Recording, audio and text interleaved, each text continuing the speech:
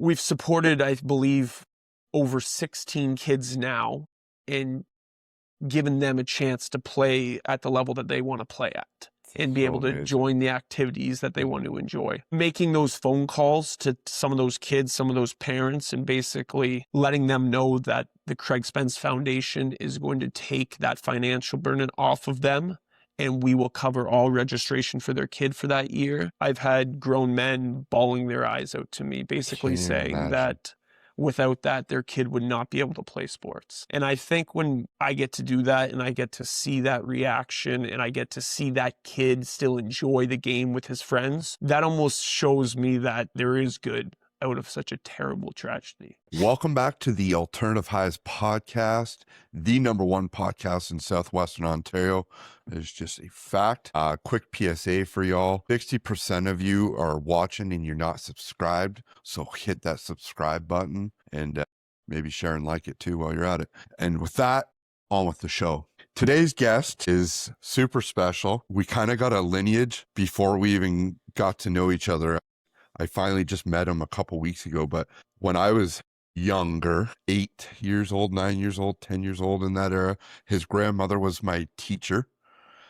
His grandfather was my coach. I followed his uncle from Sault Ste. Marie to Windsor to his whole OHL career was just amazing. Then when he got drafted, I did a big sign for him at our arena. His father was my first boss. There's many years, and then I just finally was blessed to meet the man. He came as a recommendation from a past guest, Sean Simpson. Grant Spence, welcome to the podcast. I really appreciate you making the time today. It was really nice of you to make the time. Yeah, no, I'm excited. Yeah, never really done anything like this, but it should be a lot of fun. It's just a couple cameras and nobody's sitting around. Sometimes it's hard, but tell me a little bit about you. You played semi-pro. You played at the O. Yeah, so I guess through my hockey journey, I was born and raised in Chatham, so I played all my minor hockey all the way through in Chatham. Played for the Cyclones growing up. And then I played 1 year in Windsor, AAA in Windsor, my major midget season. And then after that, I played for the Maroons here in town, which was always a kind of a dream of mine to play for the Maroons because that's a team I kind of watched growing up. And then I actually left and I went and played in Toronto. I played in North York and Georgetown. So I billeted. So I was with billet families up in that area for 2 years. And then I came home and then COVID hit. And so I lost out on my last year of hockey. Wasn't really too sure what I was going to do. And then I ended up playing 1 year for the Elvingston Killer Bees in senior hockey, followed by 2 more seasons at the University of Windsor. So I went to school there. And did you start getting followed in Windsor then? Were you playing for the junior Spits? No, so I never played in the OHL, but I played junior A up in Toronto, and then I went to No, when you were playing AAA in Windsor, was that the... That was just it was basically just minor hockey, one more year of minor hockey. That's cool.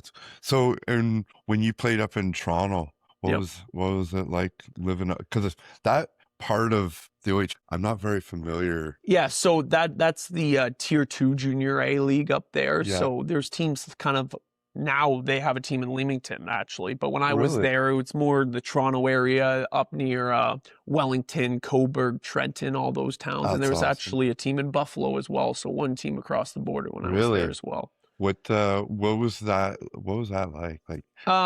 I loved it. I loved every second of it. Obviously, it was kind of my first time living away from home. Yeah. Most kids at that time went to university and whatnot. I took a couple years off of university and went and just tried to get a scholarship playing hockey. That was kind of my goal. What did you end up taking when you went back to school? So when I went back to school, I took business. My first year was actually just COVID year, so it was all online business. Yeah. And then my second year, I was about 50-50 online, in person. Yep. And then my final 2 years, I was fully in person in Windsor. That's awesome. What was that like for you during COVID to try and start a university career while, Yeah, it was weird. It was a weird experience. Like, I think, at least Because business is not a real easy course to begin with. No, there's definitely, especially in your first couple of years, there's some tough courses, really. And what I found was like at that point in my life, I never really used Zoom. Like Okay. because in high school we didn't use Zoom, and I guess a lot of people didn't use Zoom until COVID hit, right? Yeah. And then you were kind of forced to do that. So that was a different experience. I guess the social side of things was tough because I'm known as a pretty social person, meeting new people, stuff like that. Yeah. So that was a little bit tough. Like you were doing group projects with people that you've never seen before in your life, and you're Through just Zoom. doing them through Zoom. And then Wild. presenting together without actually seeing each other in real life, which was really strange. I can't even imagine. I obviously, my kids were doing the whole thing, and I was trying to like imagine how they'll grow and how they'll become going through this. And you doing university, it's a far different experience too. What so after you got done university, what did you do then? So in my last year of university, I only had 3 courses left because I took a couple courses through my first couple years Yep. when I was just playing hockey. So I decided to go play pro. So while doing school at the same time, but my course load was kind of limited with only the 3 classes that I could manage it while I was in Cincinnati. So I left, I went to Cincinnati. I ended up being there for almost 2 weeks. I played 3 games with Cincinnati, which is in the East Coast Hockey League. Yeah, So that's professional cool. hockey, which was a really cool experience. I didn't play a ton when I did play, but playing in those arenas, playing in that atmosphere of living the pro lifestyle, to say, it was really cool. I couldn't even imagine. I got chills just Yeah, thinking about it, it man. was really cool. And I guess growing up playing pro hockey is obviously every kid's dream. I mean, we live in the belt. Like, Yeah. it was my dream. It's like, I'm just living through you right now Yeah. and seeing your excitement. That's so cool. Yeah. So I loved my time there. I got to play 3 games. We played 2 of them in Cincinnati, actually, and they packed that place with fans. It's Yeah. crazy how busy it is. And just kind of the city of Cincinnati. Like, I've never been to Cincinnati before. It's a pretty cool little Yeah. town because their East Coast Hockey League arena is actually right beside where their NFL team plays and where their MLB team plays. It's Oh, all in cool. a kind of in a row there, which is really cool. And then after that, I actually came back to Windsor just because I was done with that team, came back to Windsor, and then I got a call from the the Evansville Thunderbolts. So that is in the league below the East Coast League called the SPHL, the Southern Professional League. Okay. And they were interested in me coming to play a couple games. And I thought about it, and then they actually flew me down to Pensacola, Florida, where I played 2 games with them that weekend. I loved it, loved the guys, loved the atmosphere. And then I flew back to Windsor, grabbed my car and drove to Evansville, Indiana. And then I was there for probably about 3 weeks at that point too. Yeah. And then I was obviously going to have to come back and write exams. And I was trying to figure out how exactly that was going to work with school. Man, But just busy trying to play the sport you love while getting a degree. Well, man, that's wild. yeah, 100%. So it was actually there where it was cut short due to my brother's passing because I was actually in Indiana playing hockey there at the time. So then obviously I came home when that happened, and that was kind of the end of my pro hockey for that year. Yeah, I'm so sorry to hear that. And Yeah.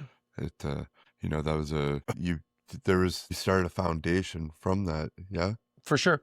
Yeah, for sure. I mean, looking back on it now, it's obviously was the toughest thing I've ever been through in my life. And being in Evansville, Indiana, kind of when it happened made it even tougher. Because yes, we would talk every single day, but haven't really seen him in about a month, and then that happens, right? So obviously that was really, really tough. But yeah, a lot of great things have came from it. Obviously, it's still a terrible tragedy in my life. Trying to still work through it to this day. But yeah, you mentioning the foundation, that is a huge part of it. I was going to For say sure. that kind of brings something to your heart. For sure. Tell me about the foundation. Yeah, so the foundation was kind of started because when my brother Craig passed, there was a GoFundMe started. And the GoFundMe was started by one of my dad's great friends, and it was basically to cover the finances of everything that we were going to go through. The GoFundMe actually blew up in the community and kind of outside of the community as well, and it raised over $60,000 on the GoFundMe. So when it kind of hit that point, I knew that there was something better that we could probably do with that money. And I wanted to start a foundation, and I wanted the foundation to get its charitable status. And my goal with the whole foundation is to help as many kids as we can in the community of Chatham-Kent and kind of give every single kid the experience or the opportunity that Craig had growing up, and as well as myself and my sister. We were fortunate enough to play any sport we wanted, do any activities that we wanted. Our parents were able to give us that, and our parents put in the time and effort to drive us from arena to arena, which we're thankful for to this day. Okay. But it's the financial burden that some kids they're not able to play those sports, right? And I guess from a mental health side of things as well, it helps me. It helps me that we can give back to so many kids. We've supported, I believe, over 16 kids now and given them a chance to play at the level that they want to play at and be able to join the activities that they want to enjoy. Making those phone calls to some of those kids, some of those parents, and basically letting them know that the Craig Spence Foundation is going to take that financial burden off of them, and we will cover all registration for their kid for that year. I've had grown men bawling their eyes out to me, basically saying that without that, their kid would not be able to play sports. And I think when I get to do that and I get to see that reaction and I get to see that kid still enjoy the game with his friends, that almost shows me that there is good out of such a terrible tragedy. 100%. It's and very admirable, and it's a very sweet thing. It got me all emotional thinking about it. Friggin' hot mess over here. It's amazing what you're doing. Yeah, no, I appreciate it, and it's not just me. It's the whole family. Everyone helps out. Our volunteers are unbelievable. We run a golf tournament and a concert in the summer, and I actually have to turn volunteers away every year just because everyone wants to help out. And it's unbelievable, the support around it. We actually, for the past 2 Christmas breaks, we've ran a free power skating for kids. In our first year, we had 200 kids out on the ice, and this year we had 250. And kind of just seeing every kid out there with Craig Spence written on the front of their jersey is one of the cooler things I've seen. And I guess we actually played a hockey game since now I coach, but we had a game out in Wallaceburg. I believe it was in September, and there was a kid on the ice that was just doing his practice that was wearing a Craig Spence jersey just for his practice. And just like that little thing of like, this kid's wearing his jersey for more than just your power skating. Yeah. This is now this kid's jersey that he practices in once a week, which is just a really cool thing to see. And yeah, it makes you put everything kind of into perspective a little bit as well. Can't even, it would be such a, like you just said, there's no better way, like out of a really awful situation, there was some good that came of it. Like, bless your heart for this. Because like you said, there's a lot of kids that wouldn't be able to do this.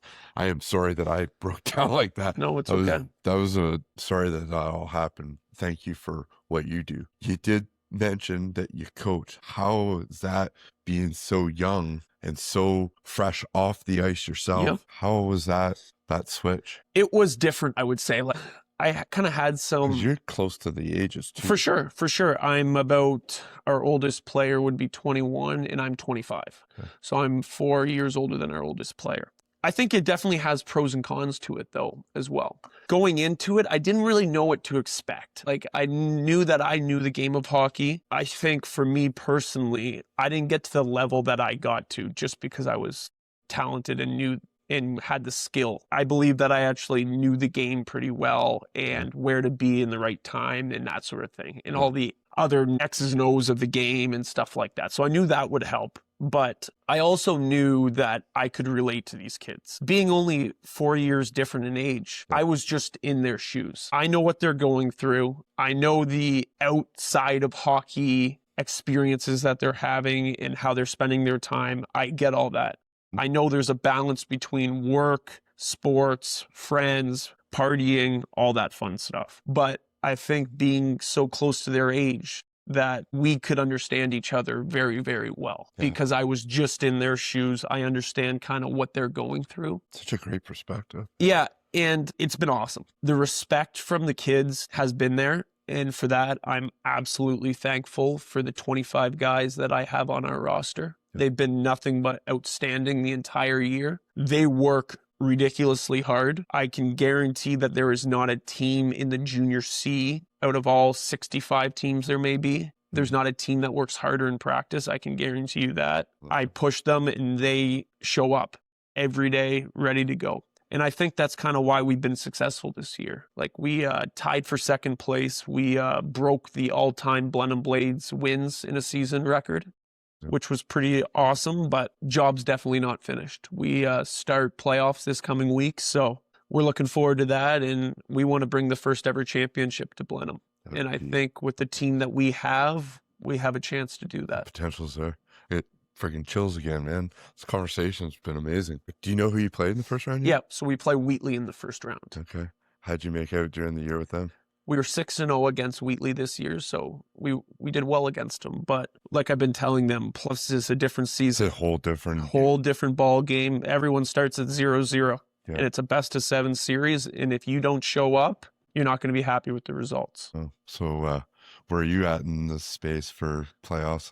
How do you get prepared for it as a coach now? I think there's a lot of video. Like I've been watching a ton of video. I think it's also just getting your players in a position to be successful. I can't go out on the ice and skate, but I can put my players in the best situation possible for them to be successful and for them to win this championship. So I think it's taking it game by game and then round by round. And it's going to be important to stay focused throughout because it's a grind. Like I know we have 4 games in 6 days, which is a lot of hockey. Higher level that I played. I don't even remember us playing that much hockey in that short a period. It's a lot of hockey. Time. Well, and the thing too is like, these guys are professional athletes. They're working, they're in school. They work from 8 in the morning till 4:30, and then they're at the rink for 6. Like they're busy all day long. It's not like they get just to recover, take care of their body all day like professional athletes do. So there's obviously a lot that comes out of their bodies, but if we can stay focused, we're in shape, which is very important, and we have a great chance to do something special. I'm rooting for you guys. What is the misconception of that from a younger players to go into a professional or even junior? I guess kind of looking at my career and looking at some of my teammates' careers that have obviously had great careers, there's a lot of sacrifice. Like there is a lot of sacrifice, but I also believe it's finding that balance. You see young kids right now, and they are skating 365 days a year. They don't take any breaks. They're summer training all day long. And my belief is at the younger age, the kids need to play other sports. They need to get out. They got to play different sports, whether that's baseball, soccer, whether it's gymnastics, just anything, right? And get into different sports, get those different experiences. Yes, I do think there becomes a time where you do need to pick a sport. And you need to focus on that sport and put all kind of your effort in that sport and training in the off season. And all the little things. But I do think that's one thing that I see now still in younger players is that they get so focused on getting so good at such a young age. But I've had guys that I've played against my whole life that were the best player in Canada when they were 10 years old. But that doesn't really mean anything when you're 20. I sometimes wonder, and this could be totally wrong, but the social media of things of, how you only do one thing.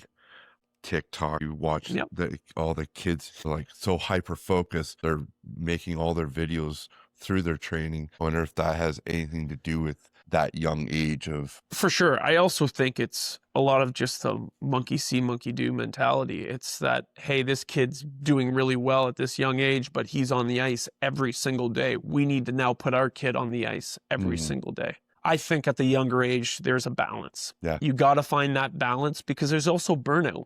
You don't want your kid to start hating the sport because he's just played it every single day for the last 7 years. You can lose that love. For sure. And I mean, that's usually the parent forcing that into him. Yeah, and I guess the point that I bring up too a lot is when you look at some of the top athletes in a certain sport, they're also very good athletes in other sports as well. whether that's golf, whether that's baseball. And I think that has a lot to do with it because at a young age, they played everything. They got that balance. And I think there's more to the mental side of that too. If all you know is hockey, hockey, hockey, and you haven't been through those mental experiences of other sports, whether that's maybe you're not that best player anymore in that other sport, so now you have to take more of a team role. And I think that can be huge too, because I've played with a lot of That's players a in really my great day, where it's like you're the best player on your team for 10 straight years. And now all of a sudden, you're no longer the best player anymore. And it's just having that experience too, because Being if you, humble. in my opinion, being humbled is a huge thing that every kid needs to have, right? And I think having that experience of not always being the absolute best player on every team you've ever played on is almost a good thing. Yeah. Wow. That's great. Amazing. Appreciate you.